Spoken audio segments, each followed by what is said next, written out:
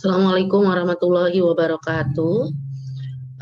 Ketemu lagi dengan mata pelajaran saya ya di Matematika Wajib kelas 12. Kali ini video pembelajaran kali ini akan membahas tentang peluang.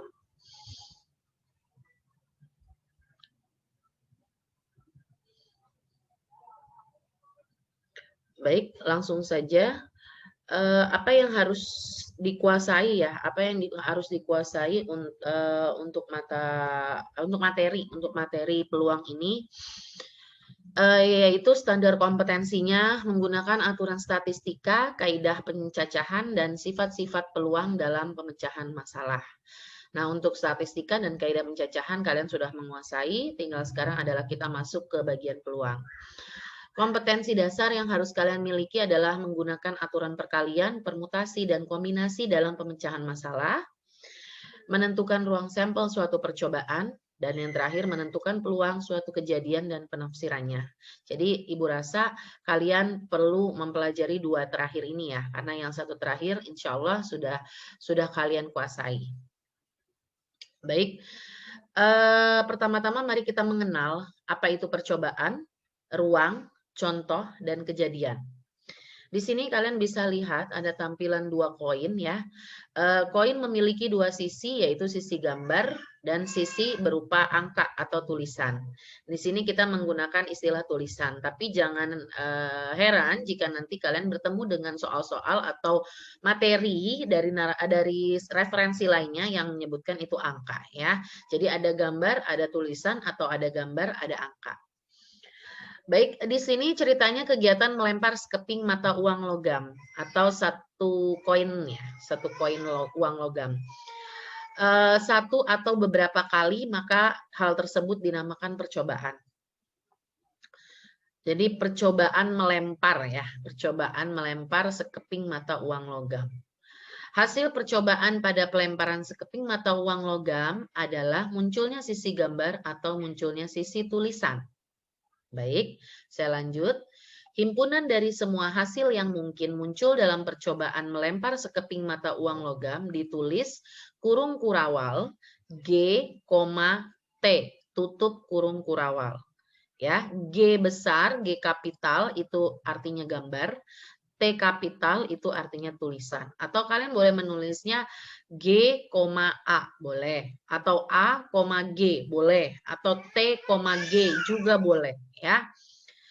Disebut ruang contoh atau ruang sampel ya, ruang contoh atau ruang sampel, tapi familiarnya kita menyebutnya ruang sampel ya. Jadi kita sudah mengenal dua ya, ada percobaan yang ini tadi, ada percobaan, dan kalian sekarang sudah mengenal ruang sampel. Lalu apa itu ruang sampel?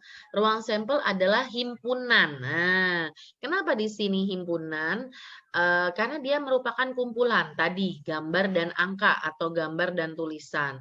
Karena himpunan maka kita menulisnya dengan kurung kurawal, ya. Saya ulangi, karena ini berupa himpunan maka menulisnya dengan simbol kurung kurawal. Jadi ruang sampel adalah himpunan dari semua hasil yang mungkin ya, yang mungkin pada sebuah percobaan. Semua hasil yang mungkin. Jadi saat kalian melempar sebuah logam ya, dan kemungkinan yang akan muncul kalau tidak gambar ya tulisan. Makanya di sini dibilang himpunan dari semua hasil yang mungkin ya.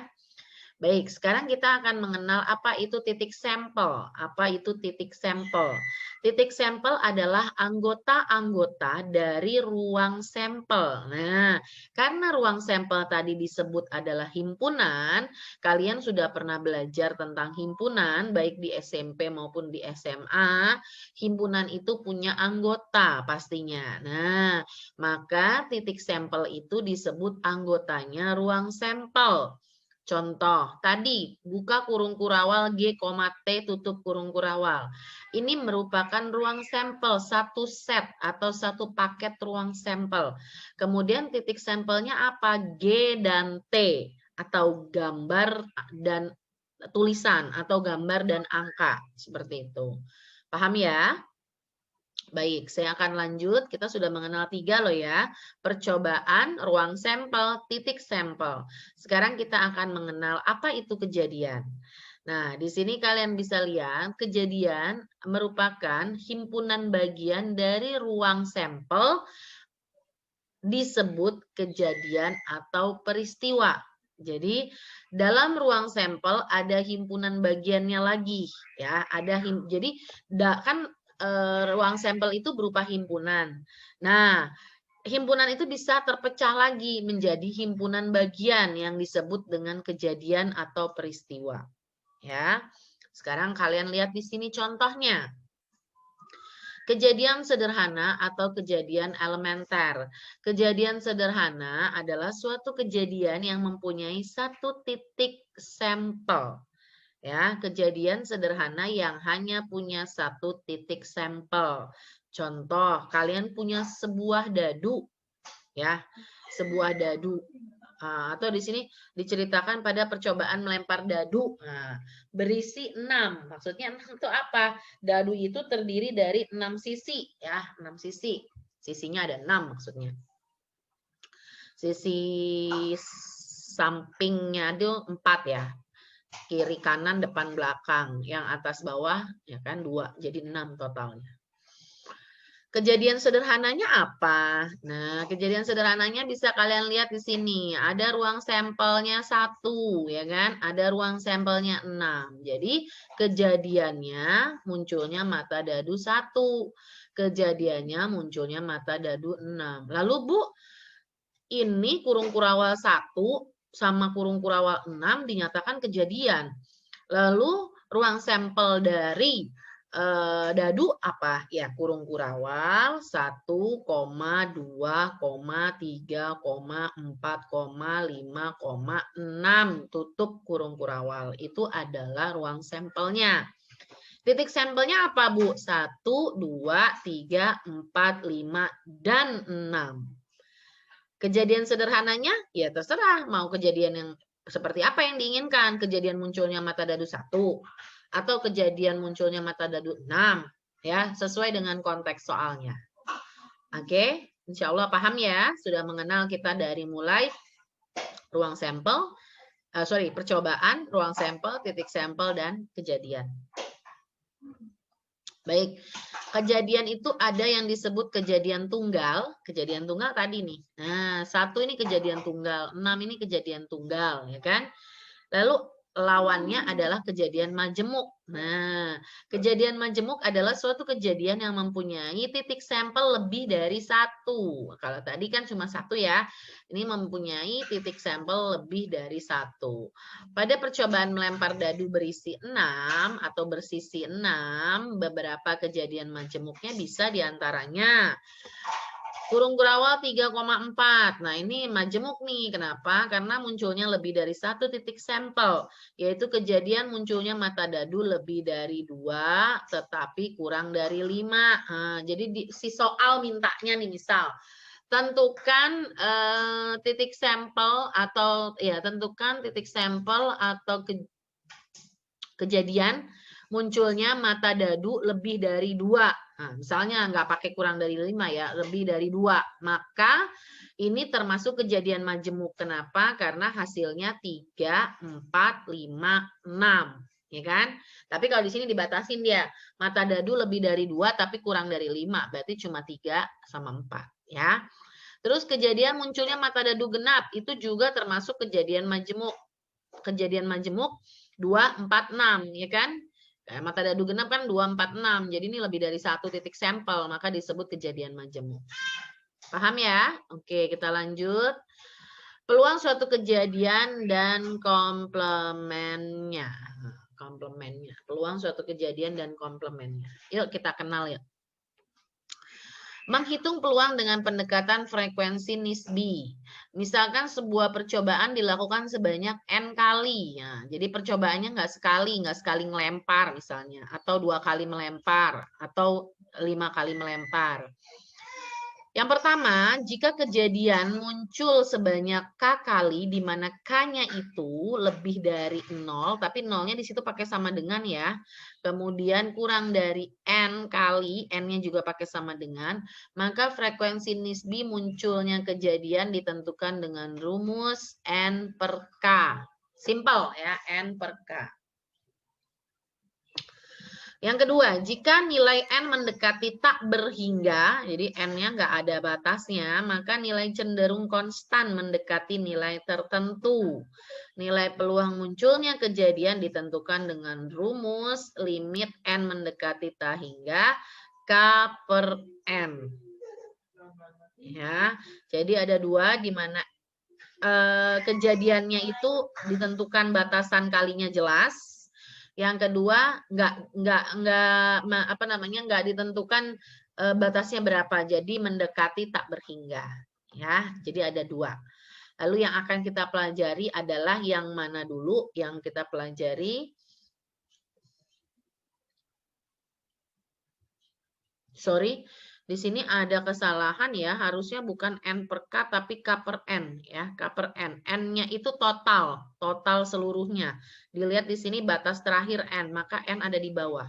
K itu yang diminta di soal berapa banyak yang muncul. Jadi ini bukan N per K. Sekali lagi saya tekankan, ini adalah K per N, sama dengan bawah. Cuman bedanya yang kedua ini harus pakai perhitungan limit. Ya. Jadi jangan salah ya, saya tekankan sekali lagi, ini K per N, bukan N per K. Baik, lanjut.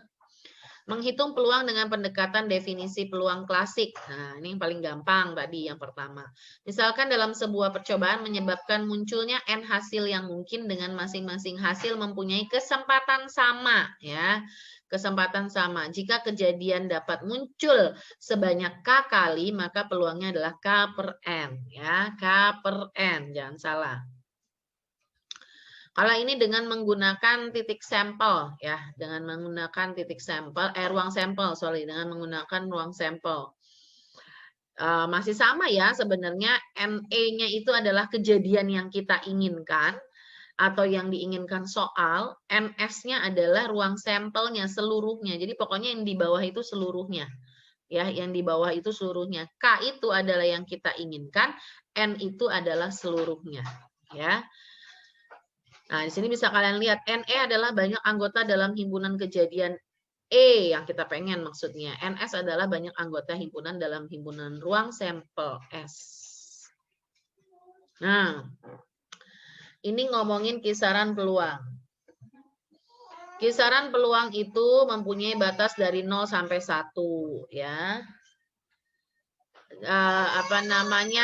Jika peluangnya bernilai 0, maka ya kejadian itu mustahil terjadi ya.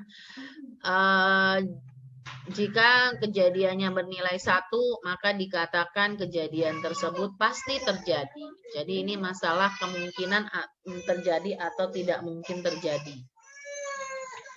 Jadi biasanya nilai peluang itu nggak akan mungkin negatif ya anak-anak sekalian. Dan nggak akan mungkin juga lebih dari 1. Karena sudah maksimum 1. Kalau udah 1 berarti pasti terjadi. Kalau 0 itu udah nggak akan mungkin terjadi. Jadi kisarannya ada di mana Bu peluang? Kisarannya biasanya berupa bilangan desimal dan pecahan, di mana kalau pecahan pembilang lebih kecil daripada penyebut. Kalau pembilang lebih besar daripada penyebut, maka hasilnya bukan 0, 1, ya kan, atau 2, gitu. Jadi desimalnya juga biasanya 0, ya.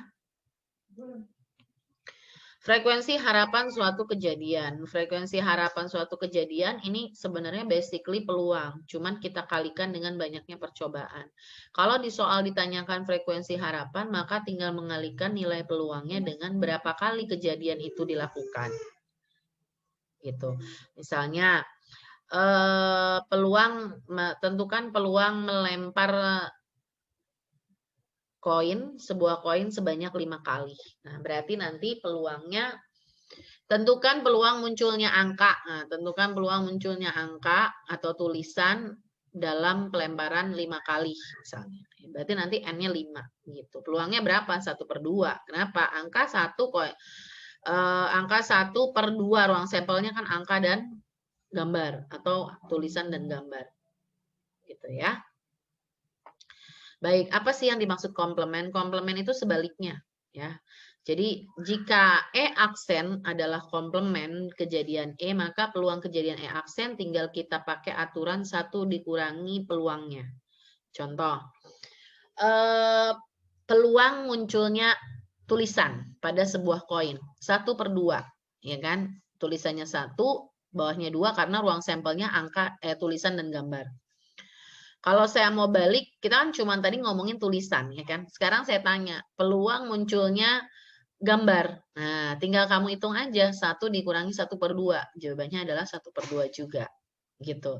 Atau munculnya peluang mata dadu genap. Mata dadu genap itu 2, 4, 6, 3. Dari ruang sampelnya isinya 6 titik sampelnya. Berarti 3/6. 3/6 nggak usah disederhanain deh, biarin dulu 3/6. Nah, kita ditanya peluang munculnya mata dadu ganjil, nggak usah dihitung lagi 1/35. Kamu bisa tinggal main kurangkan aja, 1 dikurang 3/6. Jadi 3/6 juga hasilnya. Atau misalnya peluang munculnya mata dadu prima. Prima 235. 235. 3 juga, jangan yang itu deh. Peluang munculnya mata dadu 5. Mata dadu 5 berarti 1/6. Nah, saya mau tanya, peluang munculnya mata dadu selain 5. Ya udah, tinggal 1 dikurang 1/6. Nah, jawabannya 5/6. Seperti itu ya. Oke, komplement pokoknya tinggal 1 dikurang yang berlawanan. Peluang kejadian majemuk. Tadi kan kita udah ngomongin apa sih itu kejadian majemuk. Kejadian majemuk itu lebih dari 1 kejadian, ya kan? Di sini peluang gabungan 2 kejadian. Gabungan 2 kejadian istilahnya gini, misalkan A dan B adalah 2 kejadian yang berada dalam ruang sampel yang sama. Maka peluang kejadiannya adalah A gabung B. Nah, tanda U itu ya, tanda U dibacanya gabung ya. A gabung B ditentukan dengan aturan penjumlahan dan pengurangan. P buka kurung A gabung B ya sama dengan peluang A ditambah peluang B dikurangi peluang A irisan B. Nah, kalian perhatikan dulu rumusnya aja. Nanti kita akan belajar ke contoh ya. Jadi peluangnya dijumlahkan kemudian dikurangkan dengan irisannya. Seperti itu. Irisannya tuh maksudnya apa, Bu? Irisannya itu yang sama. Jadi ada nggak anggota yang sama antara si A dengan si B? Gitu. Kalau nggak ada, ya nggak usah dikurangin. Peluang gabungan 2 kejadian saling lepas. Kalau tadi 2 kejadian gabungan dari 2 kejadian. Kalau sekarang 2 kejadian yang saling lepas. Saling lepas itu berarti nggak terikat ya, nggak terkait gitu loh. Maka ini aturannya hanya menjumlah ya, tidak ada pengurangan. Jadi tadi saya bilang, Bu, kalau nggak ada yang sama antara A dan B, berarti dia nggak masuk kategori gabungan 2 kejadian ini. Dia masuknya ke mana? Ke saling lepas, karena nggak ada yang sama antara A dan B. Jadi dia cukup dijumlahkan saja. Yang berikutnya menghitung peluang gabungan 2 kejadian saling bebas. Kalau tadi saling lepas, ya, yang sekarang saling bebas, benar-benar bebas, nggak ada kaitannya sama sekali. Jadi kejadian A dan kejadian B disebut dua kejadian yang saling bebas jika kejadian A tidak akan berpengaruh dengan kejadian B. Jadi gini, apapun yang terjadi dengan B tidak akan mempengaruhi si A. Begitu juga sebaliknya, apapun yang terjadi dengan A tidak akan berpengaruh terhadap si B. Ini cara mengerjakannya dengan perkalian. Jadi peluangnya si A dikali dengan peluangnya si B. Gitu ya.